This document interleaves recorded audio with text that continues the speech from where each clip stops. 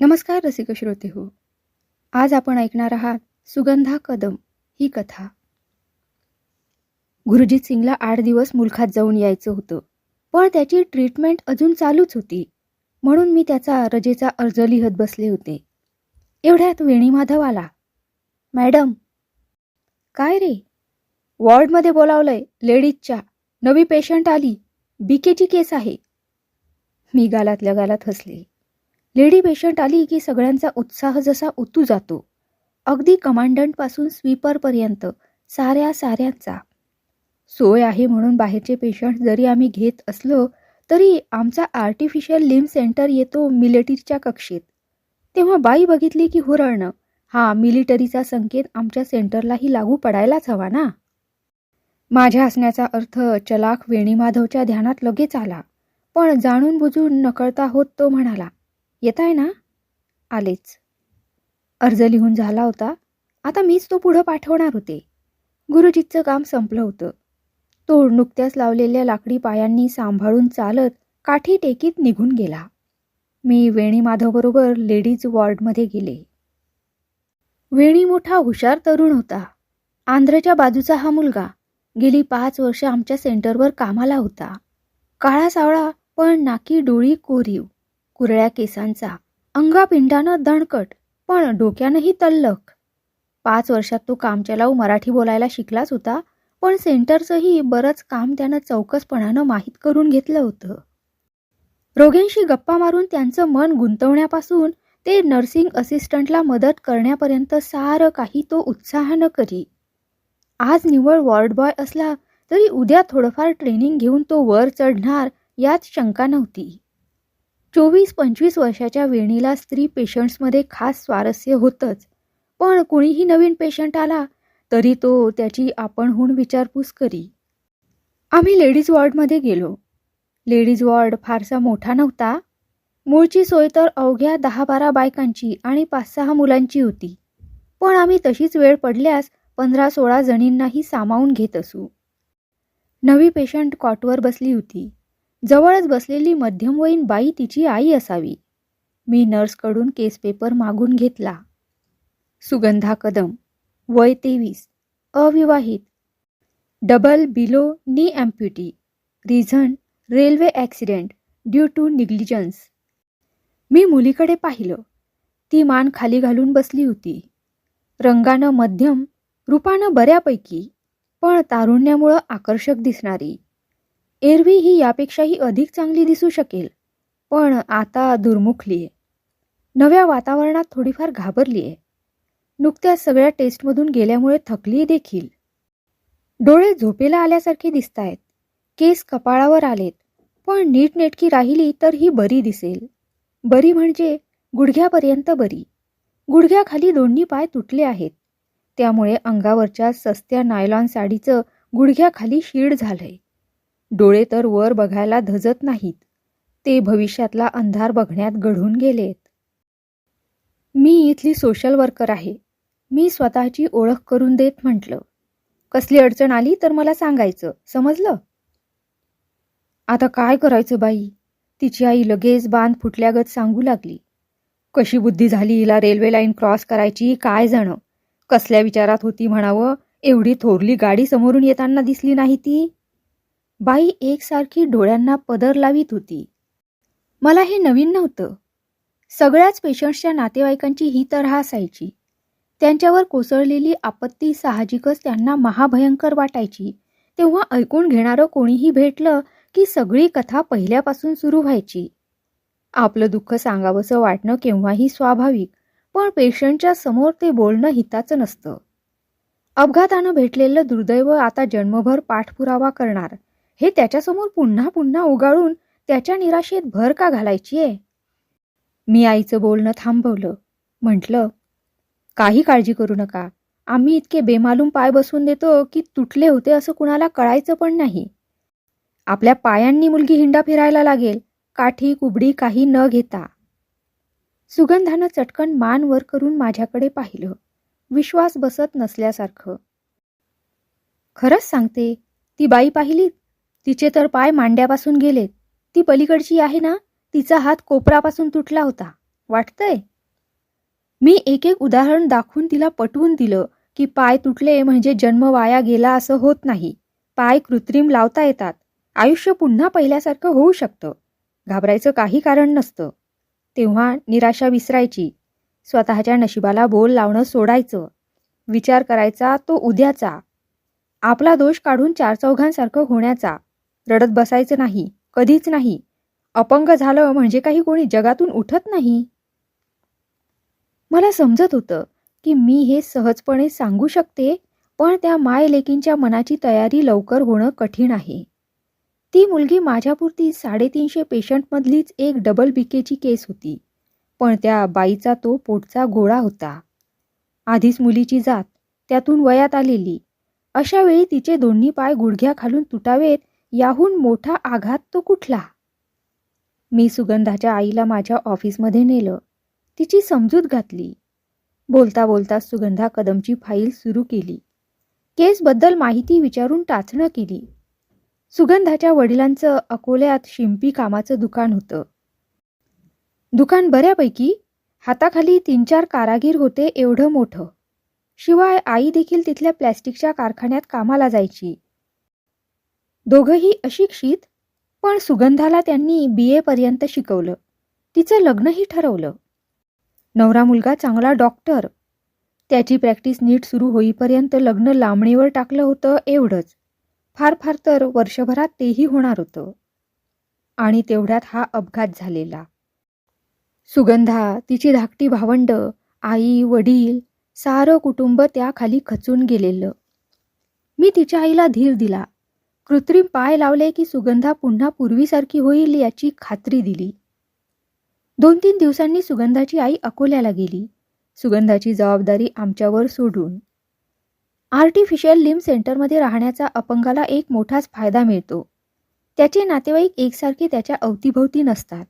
त्यामुळे त्याचे नको इतके लाड करणं किंवा एकसारखं दुर्दैवाचं रडगाणं गात राहणं हे दोन्ही टळतं. उलट इतर अपंगाचं दुःख पाहून स्वतःचं दुःख थोडं हलकं होतं. त्यांना आजूबाजूला धडधाकट माणसासारखं वावरताना, कुणाच्याही मदतीशिवाय हिंडता फिरताना पाहिलं की मनाला उभारी येते. सुगंधाही 4-2 दिवसात सेंटरमधल्या वातावरणाला रुळली. तिच्या मुद्रेवरची उदासी झरझर कमी होऊ लागली. आमचा कमांडंट बायकांच्या बाबतीत चांगलाच हौशी होता. लेडीज वॉर्डमध्ये त्यानं एक फुल साईज आरशाचं ड्रेसिंग युनिट आणून ठेवलं होतं. नुसतं कुंकू पावडरच नव्हे तर मेकअप, कॉम्पॅक्ट आणि लिपस्टिक देखील त्यात होतं. हळूहळू सुगंधा हे सारं वापरू लागली. नीटनेटकी राहू लागली. मला ते पाहून फार बरं वाटलं. तिच्या मनात कुठंतरी आशेची कोवळी पालवी धरायला लागल्याचं ते लक्षण होतं. आमच्या सेंटरवर सगळेजण नव्या मुलीशी ओळख करून घ्यायला टपलेले असतात. सुगंधाशी बोलायलाही सगळेच उत्सुक होते. तीही आपलं दुःख विसरून हळूहळू सर्वांशी मनमोकळी वागायला लागली. वेणी Madhav, nursing assistant दिवेचा, double AK patient Harilal आणि आमचा अकाउंट क्लार्क सौदंतीकर या चौघांशी तर तिची चांगलीच मैत्री झाली. सवड होईल तेव्हा ते तिच्याशी गप्पा मारताना दिसत. एके दिवशी मी लेडीज वॉर्डमधल्या जयंतीबेनशी तिच्या इन्शुरन्सबद्दल बोलायला गेले होते. परत येताना सहज सुगंधाची चौकशी केली. ती खूप आनंदात दिसली. म्हणाली, माप घेतलं, आता पाय तयार होत आहेत. अपघातामध्ये वेड्यावाकड्या तुटलेल्या पायाचं रिशेपिंग पुष्कळदा करावं लागतं. मगच कृत्रिम पायाची सांधेजोड नीट करता येते. सुगंधाचंही रिशेपिंग करावं लागलं होतं. मी विचारलं, रिशेपिंगच्या वेळी त्रास झाला? फारसा नाही. ड्रेनेज ट्यूब काढताना? डॉक्टरांना वाटलं होतं की मी खूप रडेन, ओरडेन. वेणी आणि दिवेच्या दोघंही होते मला धीर द्यायला, पण मी काहीसुद्धा गडबड केली नाही. वाह! मी तिच्या डोक्यातली गुलबक्षीची वेणी पाहून म्हटलं, झक्क दिसते. कुणी दिली? वेणीनं फुलं आणली होती. त्यांची मी केली बसल्या बसल्या. बरी झालीये? छानच. मी तिचं कौतुक केलं. मला खूप आवडतं असं फुलांनी नटायला. खरंच? मग आधी का नाही सांगितलंस? मी सांगून ठेवीन आपल्या माळ्याला. मॅडम, खरंच चालता येईल ना हो मला खोट्या पायांनी? नाहीतर लोक म्हणतील की लंगडी ती लंगडी आणि नटते बघा कशी. चल, वेडी की काय तू? ती राजम्मा कशी चालते पाहत नाहीस का? ओळखू तरी येतं. मॅडम, तुम्हाला कधीपासून एक विचारायचं होतं, पण कशी विचारू? लाजच वाटते. विचार विचार, माझ्याकडे कसली लाजतेस? मॅडम, लंगड्या बायकांना मुलं झाली तर ती लाजत लाजत तोंडातल्या तोंडात विचारू लागली, तर त्या मुलांच्या पायात दोष राहतो? खुळीच आहेस, मी हसत हसत म्हटलं. असा कसा राहील दोष? आणि तुझ्यात तरी मूळचा दोष कुठं आहे? अपघातानं गेले ना तुझे पाय? तिचं समाधान झालं. क्षणभर तिच्या चेहऱ्यावर आलेलं मळब गेलं आणि ती पहिल्यासारखी खुशीत आली. मी तिचा निरोप घेऊन निघाले आणि ती आपली चाकांची खुर्ची भराभर चालवीत व्हरांड्याकडे निघाली. जाता जाता खुर्ची थांबवून वळून मला म्हणते कशी, नक्की सांगाल ना माळ्याला फुलांचं? हो हो, मी आश्वासन दिलं. हीच का ती मुलगी? पहिल्या दिवशी खाली मान घालून बसलेली, आता फुलांची आणि मुलांचीही स्वप्न पाहणारी?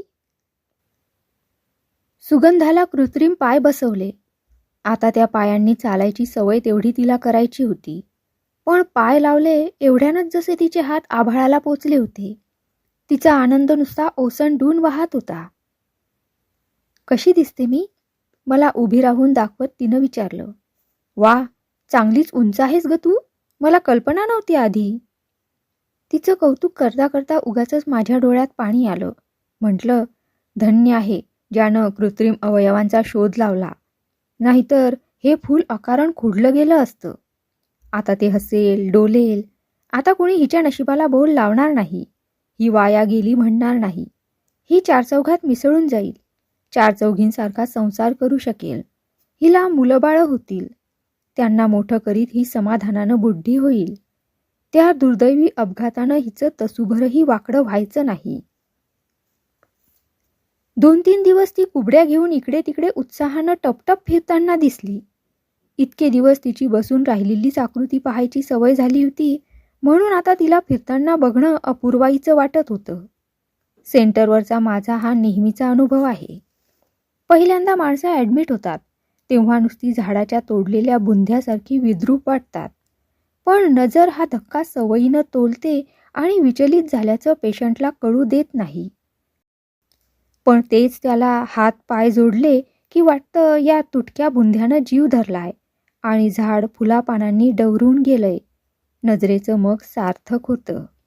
मी सुगंधाला म्हटलं, पुरे पुरे, एकदम फार चालू नकोस, दमून जाशील.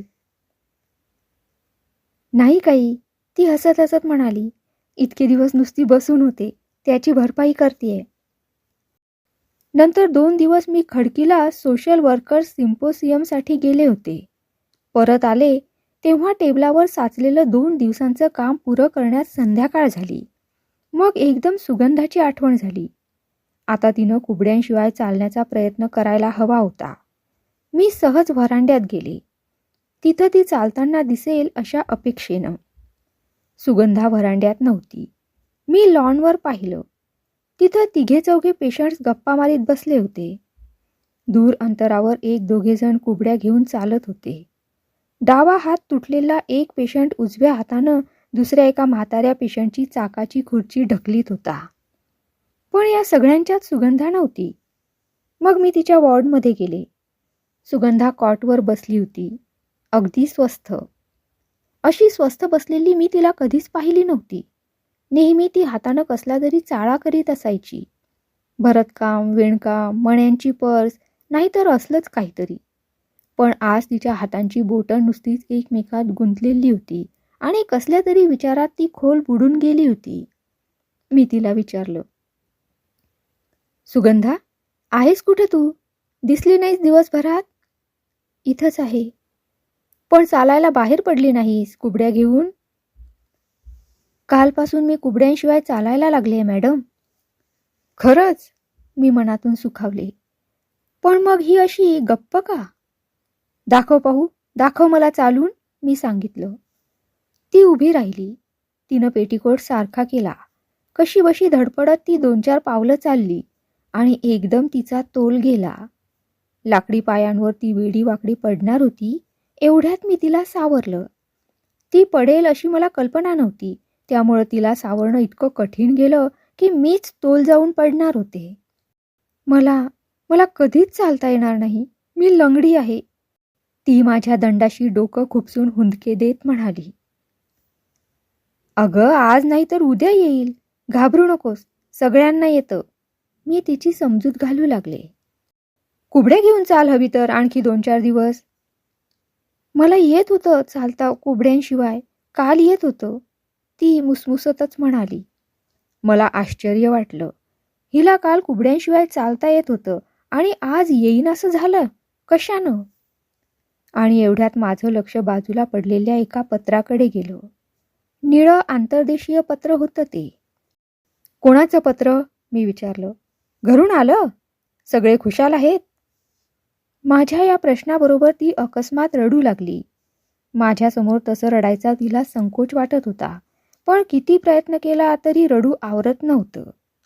मला वाटलं पत्रात कुणी जवळचं गेल्याची बातमी असावी.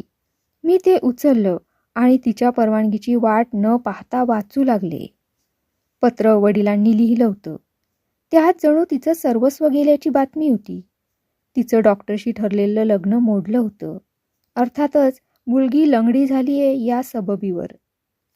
काल कुबडीशिवाय चालू पाहणाऱ्या त्या मुलीला आज या धक्क्यामुळं खरोखरच चालता येईन असं झालं.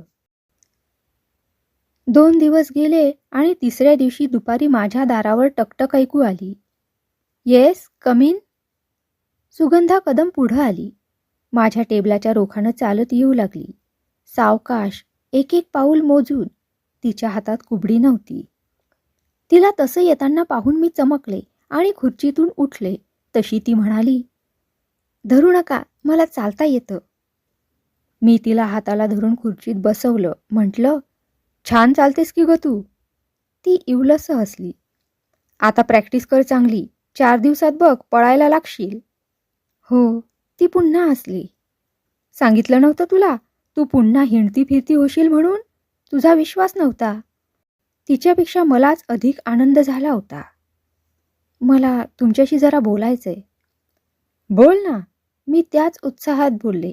अगदी मोकळेपणानं बोल. एवढ्यात माझा चहा आला. मी तो तिला दिला आणि माझ्यासाठी दुसरा आणायला सांगितला. माझं लग्न मोडल्याचं पत्र वाचलं ना तुम्ही?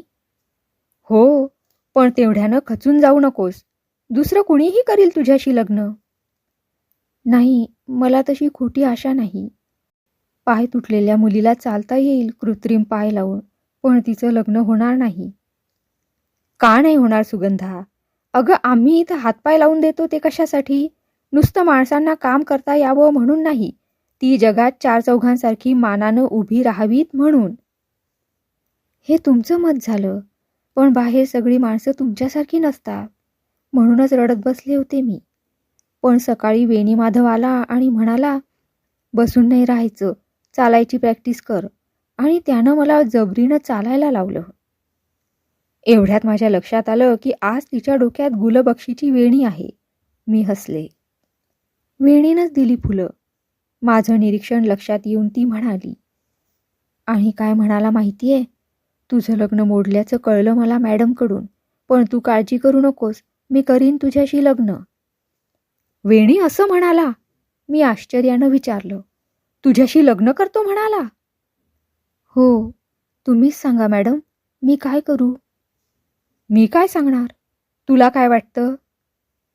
वेणी खूप चांगला आहे. मला आवडतो. त्याच्याशी लग्न करायला मी तयार आहे. जातीपातीचा काही विचार न करता. पण मॅडम, तो मनापासून बोलला असेल का? की नुसतं माझं तात्पुरतं समाधान करण्यासाठी? तुम्हीच सांगा मॅडम, लंगड्या मुलीशी कोण लग्न करीन? तू आता लंगडी नाहीस, पक्क लक्षात ठेव. स्वतःला कधीच लंगडी समजू नकोस. आणि माणसाचं प्रेम खरं असलं तर लंगड्या पांगड्यांचे संसार देखील सुखाचे होऊ शकतात. तरी तुझी खात्री व्हायला हवी असली तर मी विचारीन वेणीला. ती गेल्यानंतर थोड्या वेळानं मी उठले आणि कौल साहेबांकडे गेले. कौल आमचे मेडिकल ऑफिसर. माणूस मोठा उमदा होता. पेशंट्सवर त्याचं मनापासून प्रेम. त्यांच्याकडे बघण्याचा त्यांचा दृष्टिकोनही वेगळा. नुसत्या औषधानं, ड्रेसिंगनं किंवा लाकडी हातपाय लावून पेशंटचे प्रॉब्लेम सुटत नाहीत असं ते म्हणायचे. त्यांचं मन जाणून घ्या असं सांगायचे. कुठल्याही पेशंटच्या कसल्याही अडचणी माझ्या ध्यानात आल्या तरी मी त्या त्यांच्याच कानावर घालाव्यात अशी त्यांची ताकीद होती. मी त्यांना वेणी माधवबद्दल सांगितलं. पहिल्यानं त्यांचा विश्वासच बसेना. वेणी गंमत करीत असेल आणि या पोरीनं ते मनावर घेतलं असेल. ते म्हणाले, पुन्हा कोणाची अशी जीवघेणी थट्टा करीत जाऊ नकोस म्हणून सांगायला हवं त्याला. कशावरून वेणी थट्टा करीत असेल? हा धट्टाकट्टा माणूस कृत्रिम पाय लावलेल्या त्या मुलीशी. असं तुम्ही म्हणावं डॉक्टर साहेब.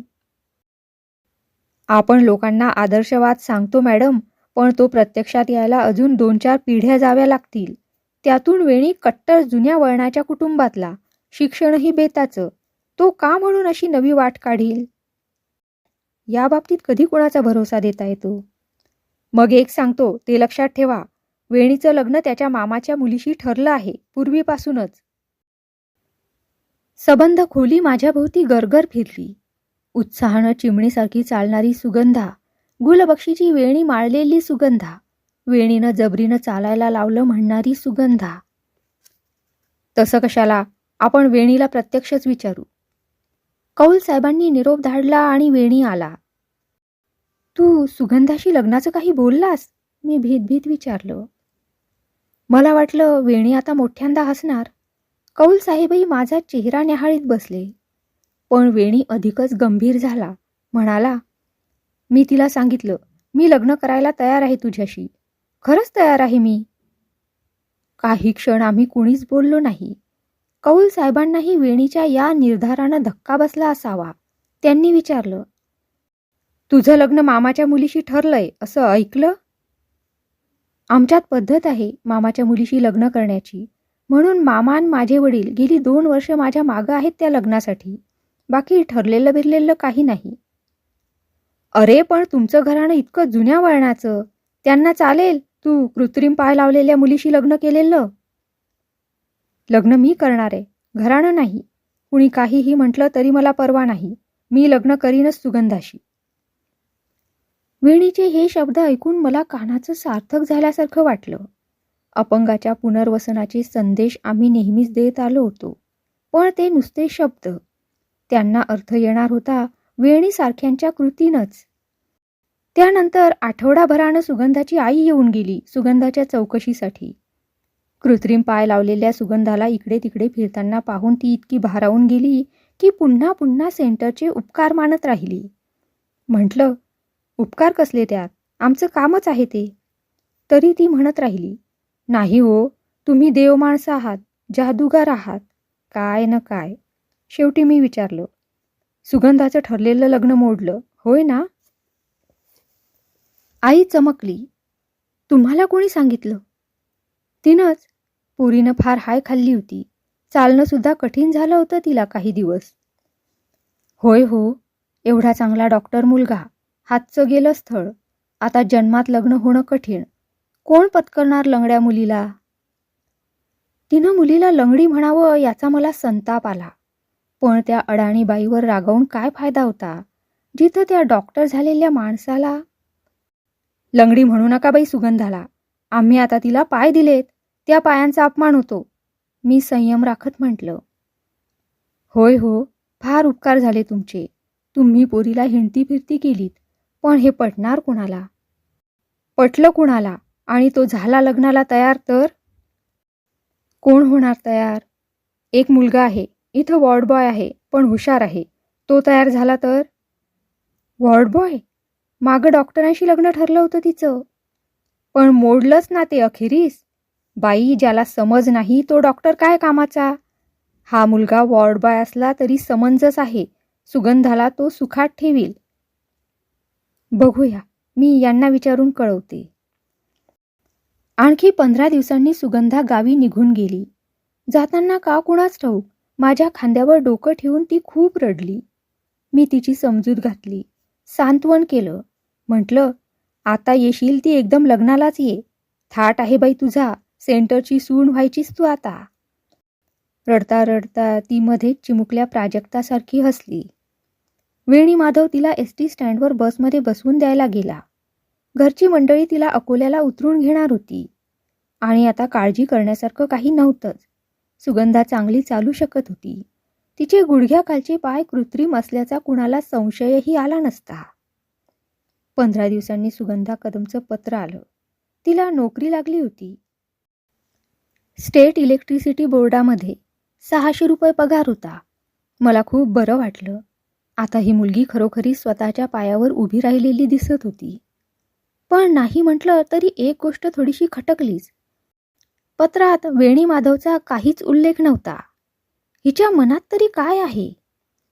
पण नंतर त्याही शंकेला कारण राहिलं नाही. कारण वेणी माधवला तिचं वेगळं पत्र आलंच आठवडाभरानं. त्यानं ते मला दाखवलं नाही, पण दिवसभर तो ज्या उत्साहात वावरत होता त्यावरून मला संशय आला. मी त्याला विचारलं, तशी झटक्यात कबूल केलं त्यानं पत्र आल्याचं. नोकरीविषयीही लिहिलं होतं त्यात. मी डोळे मिचकावीत विचारलं, लग्नाचं कुठपर्यंत? तेव्हा मात्र त्याचा चेहरा पडला. म्हणाला, तेवढं एकच लिहिलेलं नाही पत्रात. वा रे, म्हणजे काय? मी बुचकळ्यात पडून विचारलं. लग्नाचं का नाही लिहिलं? संकोच वाटतो की काय? मग तूच लिही पत्र आणि सरळ विचार तिला. म्हणावं, कधी करायचं लग्न ते उलट टपाली कळव. लिहिशील ना? उद्याच लिहितो, वेणी तरतरीत होऊन म्हणाला. वेणी माधवनं पत्र लिहिलं खरं, पण उलट टपाली सोडाच. 15 दिवस वाट पाहून देखील उत्तर आलं नाही. मला काळजी वाटू लागली. ही मुलगी अकोल्याला जाऊन वेणी माधवला विसरली की काय? आपल्या व्यंगाची आठवण नको म्हणून आमच्या सेंटरलाच तिनं डोक्यातून काढून टाकलं असेल का?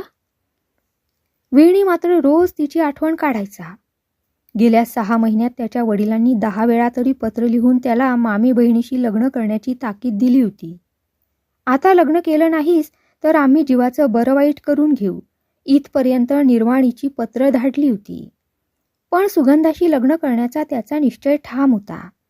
तिचं पत्र येत नाही म्हणून तोही अस्वस्थ होता. शेवटी मी ठरवलं की आपणच या प्रकरणाचा सोक्षमोक्ष लावून टाकायचा. म्हणून मी सुगंधाला पत्र लिहिलं आणि सेंटरवर येऊन जा, पायाची परत एकदा तपासणी करायची आहे असं कळवलं. हे पत्र पाहिल्यावर तरी तिला यावंच लागेल असा माझा कयास होता. पण तो चुकीचा ठरला. सुगंधा आली नाही. मात्र 8-10 दिवसांनी तिची आई आली. सुरुवातीचं आमच्या उपकाराचं स्तोत्र आळवल्यानंतर ती म्हणाली, बोलावलं होतं ना सुगंधाला, म्हणून आले. अहो, तिचा पाय चेक करायचा होता, तुम्ही येऊन काय उपयोग? पाय बरा आहे आणि चालते फिरते अगदी पहिल्यासारखी. म्हटलं एवढंच सांगायचं तर आपण जावं. पण ती का नाही आली? कशी येणार? आता तर नोकरीला लागली ना, रजा कुठनं मिळणार तिला? मग मी सरळ मुद्द्यालाच हात घातला. तुम्ही तिच्या लग्नाचं काय ठरवलंय? लग्न ना, कधीतरी करायचंच आहे. तशी थोडीच ठेवायची आहे तिला. मग आता खोटी कशाची आहे? मुलगा बघतो आहोत. एवढी ग्रॅज्युएट झालेली मुलगी, तिला चांगला मुलगा नको बघायला? क्षणभर मला काही सुचेनासं झालं. अहो, पण वेणी माधवबद्दल मी तुम्हाला. तो नुसता SSC आहे, त्यातनं वॉर्ड बॉयची नोकरी. पण तो तुमच्या मुलीला पत्करायला तयार आहे, हे महत्त्वाचं आहे. तुम्ही मोठ्या उड्या मारायला जाल, पण तुम्हाला हवा तसा मुलगा सुगंधाशी लग्न करायला तयार होईल का? ते समजतंय हो, पण आमचं आईबापाचं काळीज. मुलीला जास्त सुख कुठं लागेल तेच आम्ही बघणार. मुलीला सुख वेणी माधवशीच लग्न केल्यानं मिळेल. अहो, तिच्यासुद्धा मनात भरलाय तो. सुगंधाची आई थोडा वेळ गप्पच बसली. मग म्हणाली, तसं कोणी नाही मिळालं तर आहेच होतो, पण थोडे दिवस थांबून दुसरा अधिक चांगला मुलगा मिळाला तर बघावा म्हणतो आम्ही. उगाच घाई कशाला? घाई करायला हवी सुगंधाच्या आई, नाहीतर हाही मुलगा हातचा जाईल. त्याचे वडील लागले त्याच्या मागं लग्न कर म्हणून. तो किती दिवस तुमच्यासाठी थांबून राहील? शिवाय आज त्याला तुमच्या मुलीच्या व्यंगाविषयी सहानुभूती वाटतेय. उद्या ती वाटेलच याचा काय नेम? त्याचा विचार फिरला तर मग?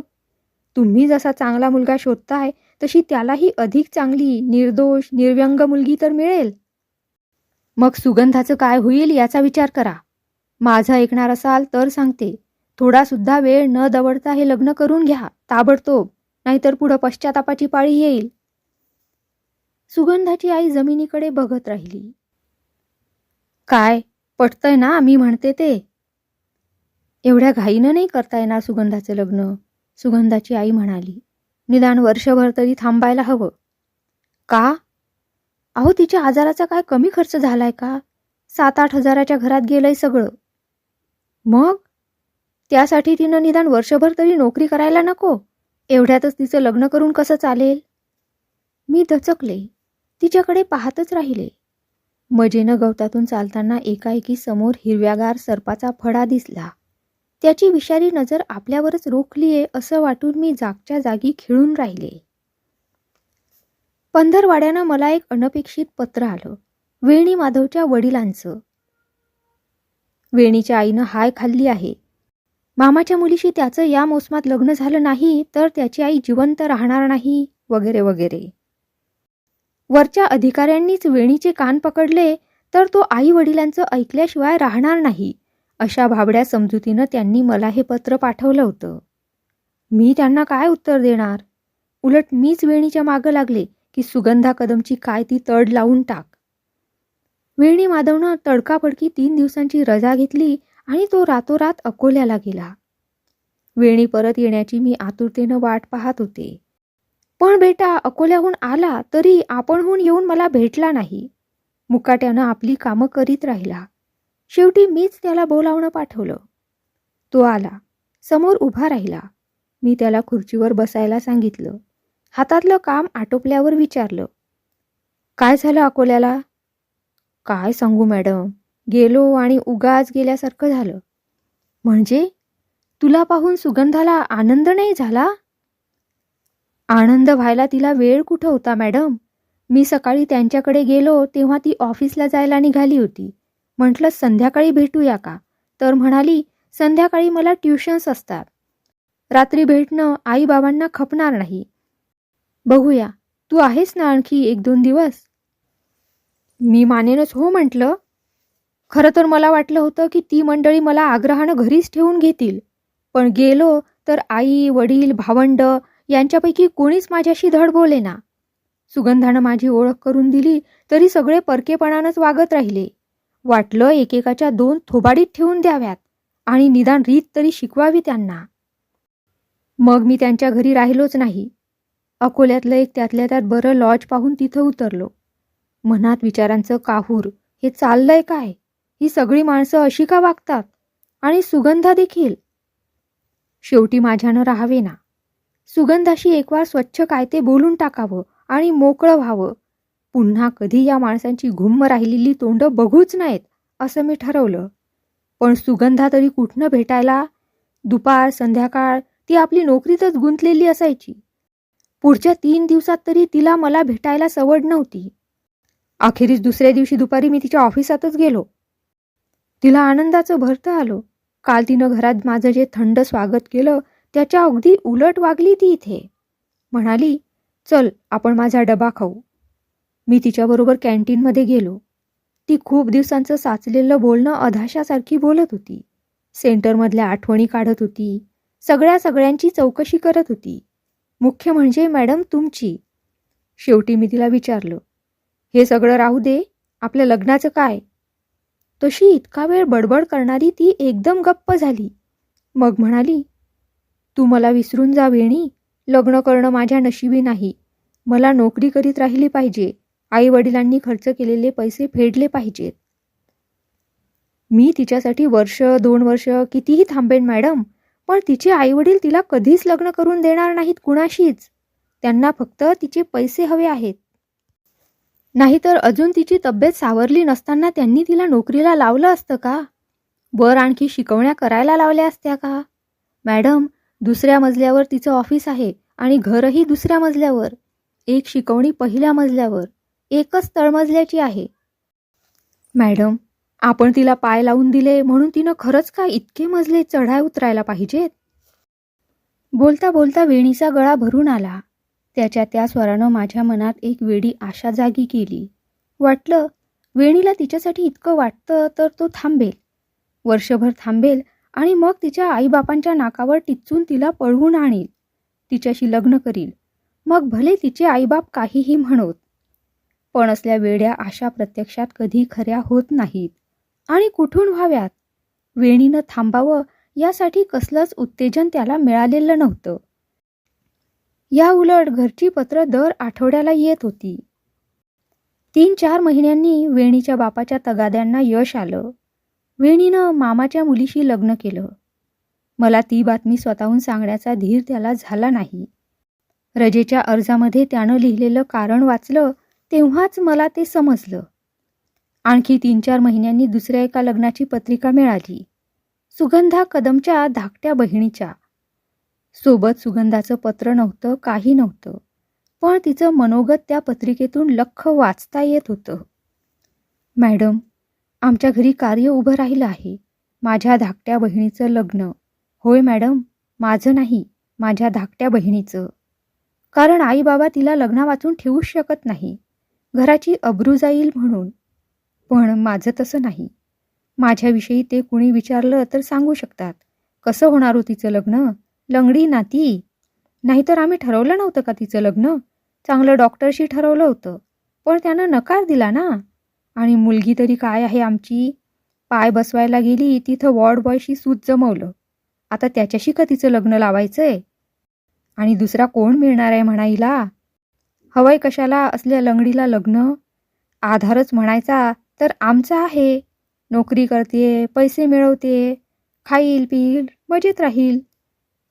मॅडम, असं मला माझ्या आईबाबांनीच माझ्याच पंगूपणाच्या सापळ्यात अडकवलं.